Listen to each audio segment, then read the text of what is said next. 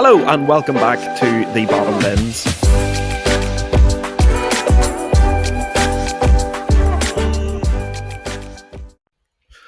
Welcome back to the Bottom Bins and to this coverage of transfers. Euros are finished, all done. Spain, the European champions, congratulations to them. But now we can get into the nitty-gritty of the transfer market. And it's something that we probably haven't covered too much yet, particularly on YouTube, but we've done quite a bit of coverage on the transfer window over on the rest of our socials. So if you aren't already, please go over to Instagram, Twitter, Facebook, TikTok, no matter the platform, go and follow us. Our links will be in the bio. So, joined here today by a new face, my brother, Oisín. He's coming on. This is his first episode as part of the new format. So, delighted to have him on. Oisín, how's things? All good. Just really happy to be here finally on the screen. So I know I've done a couple of podcasts before, but just happy to be on the screen now and sort of push forward with what we've been doing. Yeah, no, definitely. Like me and Oran were saying last week, you're going to be introduced to a whole new group of people. You're going to have Oisín, Stevie, Owen's coming back. You'll have Connor and myself and Oran. So plenty to look forward to in terms of other voices and different opinions. So today's video, what we're going to do is we are going to break down some of the biggest deals that have already happened throughout the transfer window this summer in 2024. Now, if you've followed our other social media platforms, we'll have just give out brief news on moves or potential deals, but we never really gave our opinion on many transfers. So that's what this video is going to do. So Oisín, I think probably the team to start off with, I would imagine, is probably Manchester United. Yeah. New ownership structure in this new sort of format that they have moving into the transfer market. They've already sealed a deal for 18-year-old French wonder kid, Lenny Yoro. And they've also got Joshua Zirkzee over the line as well. Now, just immediately, Oisín, then, what would your opinions be of those two deals? I think they're both great players. Again, haven't watched too much of them now, but seeing some videos and stuff on YouTube, they do look like they suit the style that Man United have started to implement over the last season or two that Ten Hag wants United to play. Again, it's sort of strange. Both quite young players and not fully proven across Europe yet, but I think they're exciting transfers for now and for the future of the club. You've looked the last couple of seasons, United maybe have spent stupid money on players going into the end of their career and maybe only getting one or two good seasons out of them. Like, for example, Casemiro has not been obviously what everyone thought he would be. So I think United's sort of change of plan, signing younger players with higher potential, might work for their club moving forward.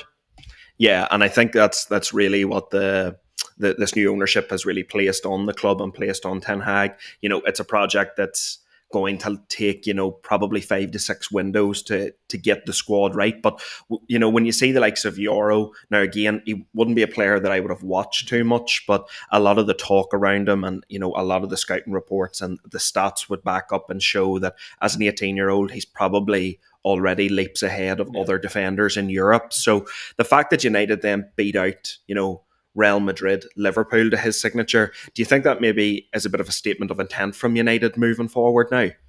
I think so, and it's one of the things that every year United will be able to sign players that they want. Very rarely you'll see a player turn down Man United, and even over the last couple of years, they haven't been as successful as what Manchester United are as a club, but they still have that pull, they still have that elite sort of club mentality and elite club, like, just all over the world. Like, they've so many fans. Again, like, no one wants to turn down Manchester United. Like you said, battling off the likes of Real Madrid, Liverpool, like massive clubs, and people are still choosing United over them. It does show the intent of the club, but it also shows the intent of them players, I think, as well. Yeah. No, I would agree with that. And I think for United, Zirkzee, Yoro, 2 young players, I think that's only going to be good for United moving forward and moving into the future. Now, I think, with the likes of Euro, I think, maybe, United fans might need to just temper their expectations a wee bit. I don't expect this 18-year-old kid to come in and play 38 games in the Premier League season, but, definitely one for the future. Going to take a wee bit of time to bleed in. Kind of like what Saliba had at Arsenal, where they actually threw him out on loan a couple of times. It wouldn't shock me, if that's maybe the way United went with Euro as well, but definitely an intriguing one for the future, I do think. Now, coming on to a club that did qualify for the Champions League, Aston Villa. Yeah. Now, Villa have made some good, strong moves in the market. However, they lost undoubtedly one of their better players, and somebody who was a real leader and a character for them both on and off the pitch last season. Douglas Luiz has left and went and joined Thiago Motta's Juventus. And, Juventus made some good moves in there, that central midfield area that they were criticised for last season. They've lost Rabiot, but gained Kefren Turam and now gained Douglas Luiz. So just on the Aston Villa perspective, Oisín, how much is losing Douglas Luiz going to hurt that Villa midfield? I think he was such a key player, and he's such an underrated player, I think, for Villa's system, because yes, you look at the likes of Watkins last season getting all the goals and assists, and like some of the stats throughout the forwards and stuff were immense. But like you look at if you watch Aston Villa, you'll see how important Douglas Luiz was to their system. Like again, still put his hand in for a lot of goals and assists, but he's not always going to get the headlines every single week. But very rarely did you see him having a per game for Villa. Like he was so solid in the middle of the field. And like he was the heart of what their team, sort of how they played. Again, over the last year or two, they've really implemented an attacking playing style, and you can see like it's got them in the Champions League. Now, obviously, with Onana looking 99% done, moving to Villa from Everton, it's one of them one. It's a similar sort of player. It is like a like for like sort of transfer. I do see him playing that same role as Douglas Luiz. Slight differences though in the style of player. I think Onana, yes, big, strong, loves to jive with the ball, but I still think Douglas Luiz's sort of distribution with the ball is a step ahead of Onana's. But yes, overall, I mean, they have brought in a couple of new faces, and again, they're linked with other players at the minute. They're linked with Lo Celso from Spurs as well to try and bolster that midfield. So I think next season, especially for getting into the Champions League, they're really, really like adding a lot of quality depth to their squad. Yeah, and I think depth is the most important word there. But just even that comparison you made between Onana and Douglas Luiz, I think the biggest difference for me personally between them is Luiz ended up being a goal getter.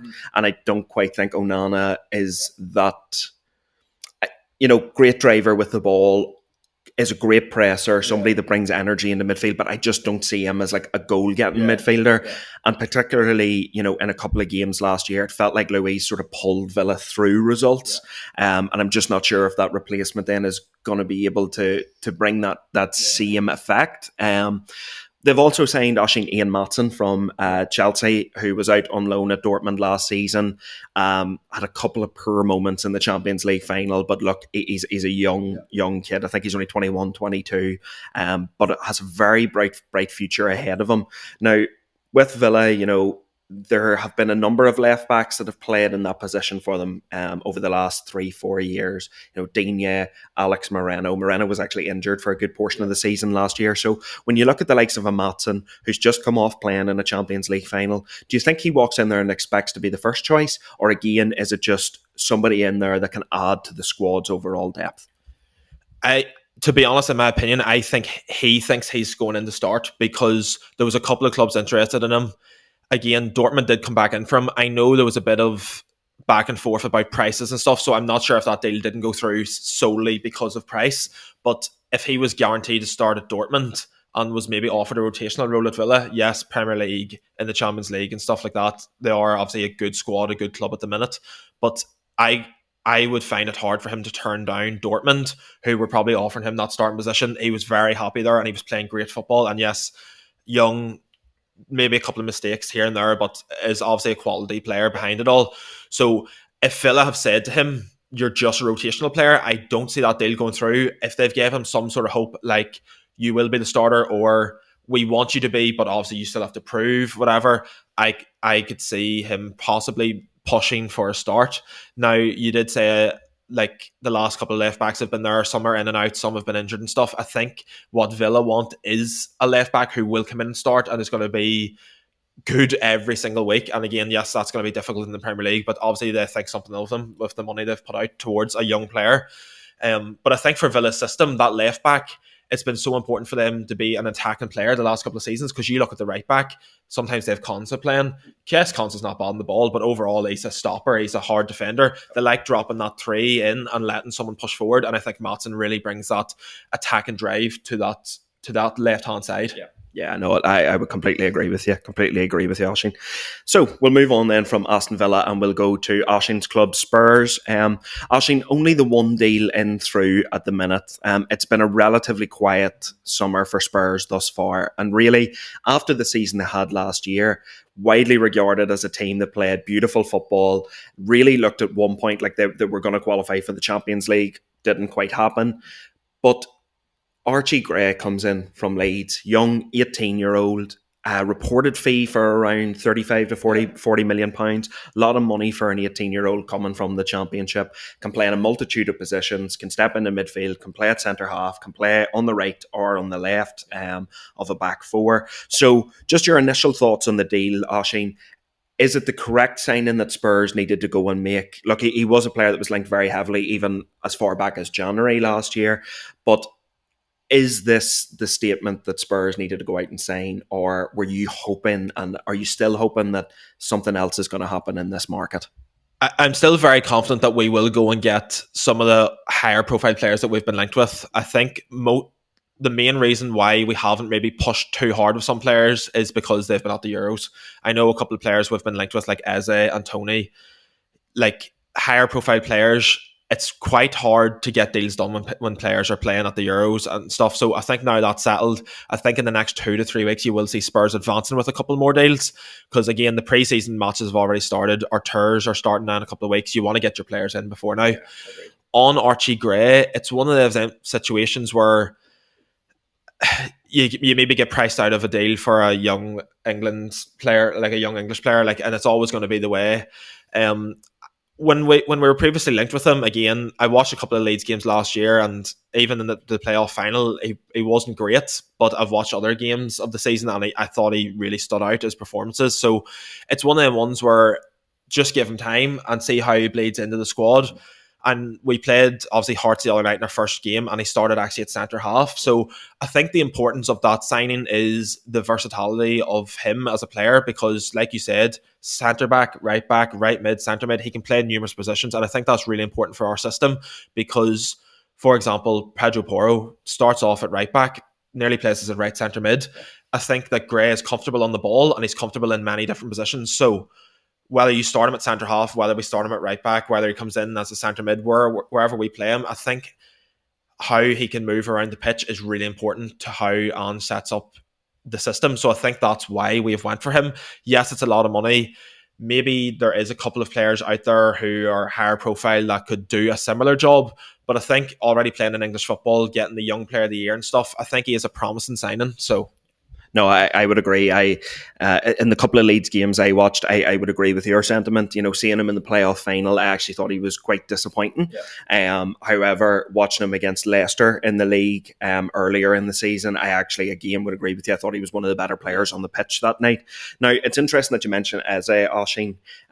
Obviously, a very talented footballer. Got a few minutes at the Euros, and is a player who probably for his own career at this stage is looking to take that next step. Now, Spurs signed James Maddison last season. It started off really, really well. He got injured, and once he came back from the injury, he just didn't quite look the same player. Now, obviously, with momentum and stuff, it probably just wasn't going his way when he came back from injury. However, you know, you would say that Maddison is a player that's, you know, good enough to make an England squad. So I think the question I want to ask you, Oshin, is why have two players of that quality in a similar position? So I think the way that it's been reported so far is that Eze would actually play a different role to Maddison. So Maddison would still be sitting in that sort of number 10 role, floating around centre mid. Again, you've seen Maddison last season. He actually was dropping quite deep in some games, which I don't actually like. I would rather Maddison higher up the pitch. But in a lot of games, you could see him sitting deep at getting the ball from the centre backs and then turning. Whereas I feel like Eze, the difference between Eze and Maddison is, like, Maddison is a good ball carrier as such, but Eze has that sharpness and that flair about him. I think Eze will play higher up the pitch, sort of towards the left wing. He's able to take men on. Yes, he's not rapid, but he's quick enough that he can jink in and out. He can get down the line. He can cut in. He can still play that final deadly ball. Like, I think that there are similar, maybe the positions they've played, and they've a similar style of attacking play, But I think that if we did bring Eze in, he actually wouldn't play as a midfielder. I think he would play as a forward. Yeah. And I think the problem last season with that was, like, we had a couple of injuries throughout the season. And I mean, again, Richarlison scored some goals, had a decent sort of spell, then got out injured, whatever else. I think Ange wants to play Son at striker, especially now that he's lost a tiny bit of his sharpness. I think he wants to play him striker, and the left winger at the minute is Werner. Okay, so decent squad player, can have an amazing game and then a really poor game. We all know what he's like. So I think we're sort of short on the left wing at the minute, because if we don't sign Tony, I don't really see us bringing in another striker. I can see us playing Son and maybe bleeding some of our youth through. Yeah. And then obviously you have Richarlison for rotation. So I think it's that left wing that we're really sort of struggling with at the minute. And we haven't really been linked with any other forwards that would play that similar position. So I think that's the main reason why we're going to go for him. Yeah, no, I totally understand your reasoning there. You know, it is one of those ones that does throw up those questions. You know, I suppose when you look at Man City squad, yes, they have two players that play similar positions that are of a similar quality level. But, you know, at a team like Spurs, the only thing that would worry me particularly in that scenario is what if Madison's playing and Eze is not, and then there's disgruntledness in the camp, and maybe somebody's not happy that they're not getting enough minutes, because at the end of the day, both these guys feel like they're good enough to be in England squad, so they'll probably feel like they should be on the pitch at all times. But look, I suppose if Eze was to come through the door, it'd still be a really good signing for Spurs. It's still a quality player. But moving on, Oisín, to maybe, you know, on the bottom bins, we consistently say, you know, the Premier League is the best league in the world, best players, best managers, best teams, best competition. But the Premier League has lost a few top talents so far over the summer, and two in particular going to Bayern Munich in Germany. That being Michael Olise from Crystal Palace, who was linked with a host of clubs in the Premier League, and João Palhinha has left Fulham. Now, to be fair, Palhinha's deal has pretty much been done since last summer. But two key players in the Premier League, two top performers, two guys that stood out at their particular clubs. You know, I think you could make an argument that Olise was probably Crystal Palace's best player, and, you know, you can definitely make an argument that Palhinha was definitely Fulham's best player as well. So, Oisín, you know, even with all the, you know, the noise that surrounds the Premier League, it just goes to show you that, you know, bigger clubs in Europe, the likes of Bayern Munich or Real Madrid, if they come in, they can still pinch players from the Premier League. Yeah, it's one of them situations where Bayern Munich are off the back of a very disappointing season. So again, some people might be like, well, that would mean why would players sign for them?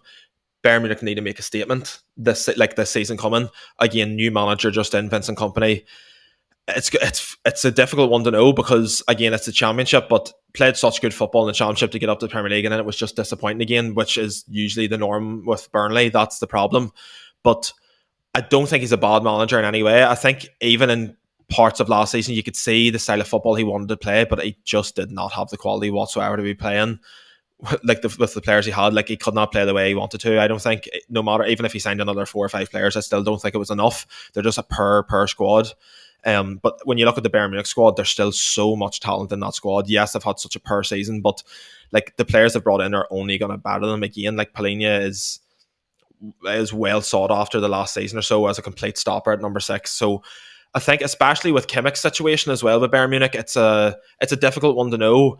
I know Kimmich obviously rotates between your CDM and right back, but if Kompany can hold on to him for another season, at least, maybe get him to sign that extension, you have two players there who are probably two of the top quality, like, stoppers in world football as such, not footballers, but stoppers. And then again, Olise, I think he's unbelievable. Like, I'm very surprised that he did go to Bayern Munich, because there was so, like, the likes of United, Chelsea, like, a lot of high end, like, profile Premier League clubs were in for him. So I thought he wanted to stay in the Premier League. I know he was highly linked with Chelsea last season, and then United were in for him this year, like, had talks and stuff. So I was surprised to see him go to Bayern Munich, especially with the forwards again they already have. But Bayern Munich, they're one of them teams, like you talk about City, Real Madrid, like, they've two top quality players in every single position. Again, Olise, it's a difficult one to know, because obviously his injury record isn't great. So I don't know if he's going in to start at Bayern Munich or what his situation is going to be. Again, he's obviously been guaranteed some sort of game time. He wouldn't leave for nothing. He's not just going to sit on the bench all year. But I think he's a top quality signing. And again, he would probably move into most teams in world football. So I think it's a top quality signing. And if Bayern Munich get one or two more signings in, I think they can have a really, really strong season next year, depending on their outgoings as well. Yeah, no, I completely agree, Oshin. Completely agree. And then just finally, we'll turn to Newcastle. So Newcastle have made a couple. There's been a few signings, few departures, some notable rumours coming out of Newcastle as well at the minute. Now, obviously, Oshin, they had a lot of injuries last year. Last season was definitely more disappointing than the previous one. And Eddie Howe remains in charge. And I think that was probably, the question heading into this Premier League season that needed to be answered the most for Newcastle. Was Eddie Howe going to remain on as their manager? And it seems as though the club have backed him and the club want him to remain. Now, Ashton, all the talk at the minute, they've signed Lewis Hall, but that comes off the back of the agreement with Chelsea last year. They've got rid of Elliot Anderson, and he's went for £35 million to Nottingham Forest. Again, that's probably a player that, for Newcastle fans particularly, they talked him up a lot. Yeah. This is a player they probably didn't want to lose. Their financial situation's not great, and now there's talk that Anthony Gordon is potentially going to go to Liverpool as well. Where do you stand with Newcastle, Oshin? What do they need to do in the market to correct some of the things that have possibly hindered them last season? And is it just important at this stage for Newcastle to try and hold on to their best players? Again, that's a difficult one because Newcastle on their day would wipe the floor with a lot of the Premier League clubs. Again, not the high end. I know Spurs have been in the back of a couple of thrashings of them, but on their day with their full team, they were ready to take anyone out, especially at home. I hate playing them, and I've hated playing them the last couple of seasons. And it's one of them situations where you talk about squad depth. They really put a lot of money into their starting 11, but you look at their bench and again, very, very unlucky with injuries last season. But as much as 2 to 3 injuries was enough to really hinder them, yes, they had more, but when we're talking lower numbers of injuries, that was enough to hinder their season.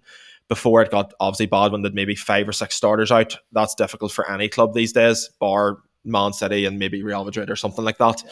So I think what they need to add is quality players that are going to push for a start. Not that any player is happy sitting on the bench, but someone who comes in and goes, okay, I'm going to fight for my starting position, but if I don't, I'll still make a difference with my game time. Someone that's not just going to sit on the bench like John Joe Shelby sitting there for years just taking the money or whatever it was. They need high quality players that are able to come in and want to compete for positions. When you look at it from the financial side, one of their most important players is Bruno Guimaraes. Okay, very, very, very good player, and again, would move into most clubs in the world. Although he's so important to them, I think that they need to cash in because there's been rumoured bids of up to 100 million. Between him and Isak, they're the probably 2 players that would get them that sort of money. And I think Isak's goals are more important than what Guimaraes' sort of work rate and his press and whatever else is in the middle field. You can replace, I feel like you can sort of replace someone in around the midfield position by adding a good solid player and add 1 or 2 solid players, and that's fair enough. I don't think you can replace currently in today's market Isak's goals, which is the main problem. Yes, maybe the likes of Tony or someone could come in and get them goals, but in reality, I think Tony will have a couple of higher, bigger clubs coming in for him. So I don't see a deal like that happening, which is my main reason for keeping Isak and selling Guimaraes. That gives you the option to add 4 or 5 high quality players who are pushing for a start. Some of them could come in straight away and start, or it just bolsters the depth of their squad because you look at them in the Champions League last season, had some unbelievable results. But one week they were playing this unbelievable starting 11, and then the next week they were playing boys who hadn't kicked the ball in 2 years.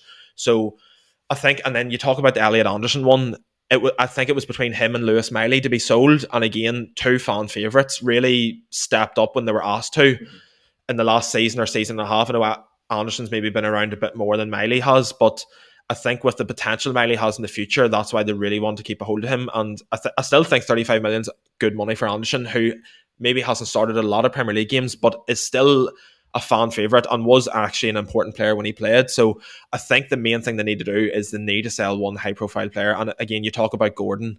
He's been so important for them as well. But if you can get upwards of 60 million for Gordon, I think they have to cash in, just currently based on their financial situation and the fact that they can't go another season by just signing one or two. Like they need to bring in at least another 4 high quality players to actually push on, because Newcastle could very, very easily go backwards again after one season. So yeah, no, it is. It's a tough situation for clubs there, like a Newcastle or an Everton, that are maybe bogged down in financial trouble and financial worries at the minute. It can be hard to make that step on, and I suppose that's an opinion that's probably been labelled at the Premier League quite a lot, is, when teams do finally break out of maybe a bit of a funk, suddenly then the FFP restrictions are brought in, and it's almost like, you get your one season, now go back to where you belong, sort of sentiment. So I can understand why for Newcastle fans it would be frustrating.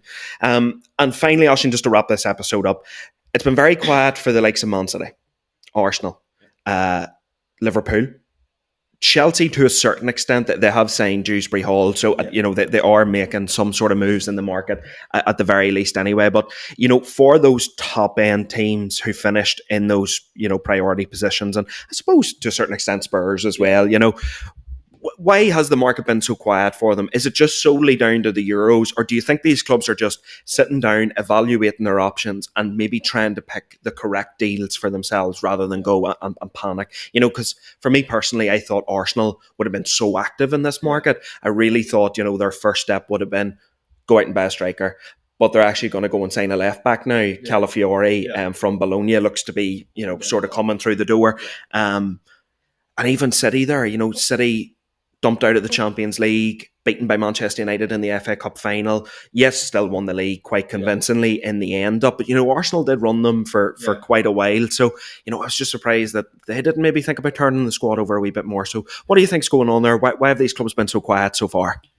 I think it's a case of there's, like the clubs you mentioned, Liverpool and Chelsea have just brought in new managers.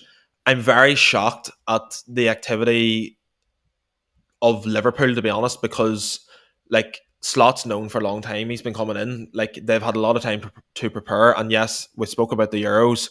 That does hinder some transfer opportunities, but I doubt every single transfer is just coming from players from the Euros. Like there's players that weren't at the Euros that are good enough to go to them squads and have been linked with them. So with the likes of Liverpool, I'm very shocked that they actually haven't pushed on, because again, pretty disappointing last season, to be honest. And they're the sort of club, they're going through that sort of transitional phase right now. Brought a new manager in, but I really thought he would have put his marker down and had 2 or 3 names in the door that he's really, really wanted for his system. Again, you look at Chelsea, yes, they've signed a couple of players, but have they signed anyone major or someone that's going to completely transform their squad? Probably not. Yes, they looked very good towards the end of last season, but that was under Pochettino. Now they have a new manager in, and nothing's really changed. You talk about Arsenal, I can still see Arsenal pushing for a marquee signing toward, like, in the next month. Like they're not just going to leave the squad the way it was. They know they've just dropped short slightly for a couple of seasons there. They will push and get someone. Against City is the strange one. They did sign Savio, the Brazilian right winger. That was sort of agreed from January, I think. Yeah. And it's just been confirmed this week. So I think he's a good footballer. It's not going to start for them, I don't think. So again, City, they haven't looked about, like, usually every single year City sign one major player who comes straight into, like, you look at City and go, oh, how can you improve them? But they always manage to sign one player a season. They haven't been linked with anyone. So I think it's going to be a difficult month for them, because deals are just going to keep getting put through, and I think they're sort of maybe missing out at the minute because they're not linked with anyone. So like names or players or clubs are getting their names in with players, and they're talking to agents and stuff, and City just seem to be slacking at the minute. And again, you talk about Spurs, I still think there will be a bit more activity in the next month or so before our pre-season tour and stuff. So I'm not too worried about that, but obviously we still need to get a couple of new faces in, sort of push us on for the next season. Then you look at United. United have got 2 brilliant deals in so far. Again, they're linked with another couple of players. The personal terms agreed. So I think United have had the most underrated window so far this season. So I think they're possibly a team to look out for next year, because they're bringing in that young blood. They're hungry players. They want to put a point. They have a point to prove, and I think that's going to suit United's sort of style moving forward with their new owners and stuff like that. Yeah, no, I completely understand what you're saying, and I think, for the next month on the bottom bins, we're going to do our best to try and get you as much of these transfer reaction videos as we possibly can. But that's going to do it for this episode, folks. Thank you very much for watching. Aisling, thank you for jumping on to your first episode. Did you enjoy it? It's a pleasure. It's a pleasure. No, thank you. No, 100%. And as always, folks, keep it bottom bins.